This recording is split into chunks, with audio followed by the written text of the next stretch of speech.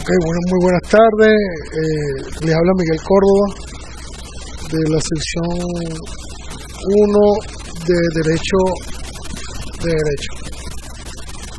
Hoy nos toca hablar sobre la oralidad en los juicios en Venezuela.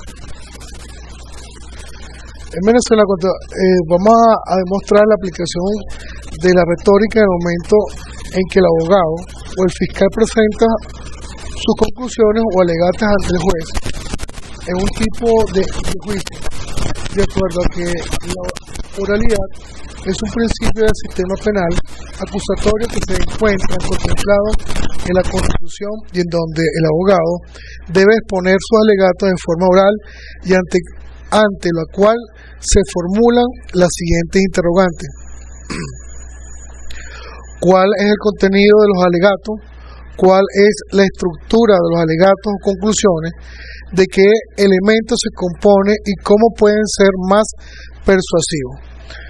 Estamos convencidos que la retórica clásica nos puede responder estas preguntas e indicar la manera en que podría distribuirse el contenido del discurso como enseguida veremos.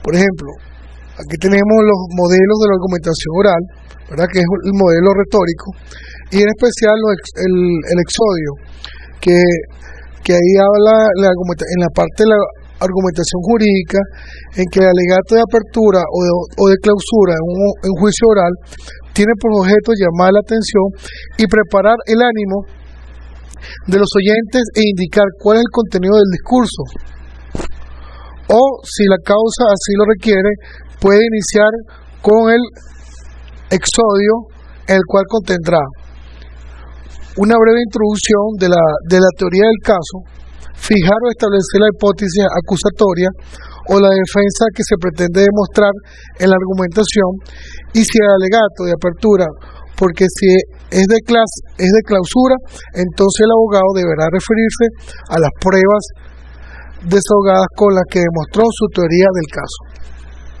La hipótesis de la parte contraria para restarle el efecto sorpresa, como sea enunciada por la contraparte.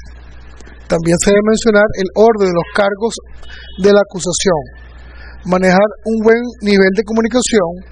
Para atraer la atención se puede utilizar figuras retóricas como anécdotas, citas, máximas o parábolas. También tenemos la narración. En la parte, el abogado deberá dar a conocer al juez los hechos relevantes e importantes del caso, pero sobre todo aquellos acontecimientos o personas que después en la demostración le sirve de apoyo para probar su tesis o hipótesis en que ella se incluye.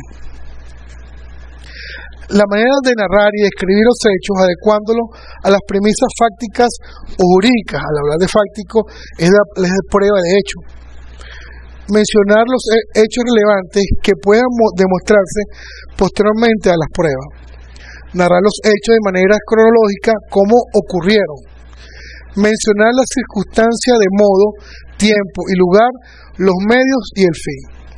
La narración consta de las siguientes partes. Primero, podríamos iniciar como el planteamiento, que son los antecedentes de la acción para ubicarnos en un tiempo y en un lugar determinado.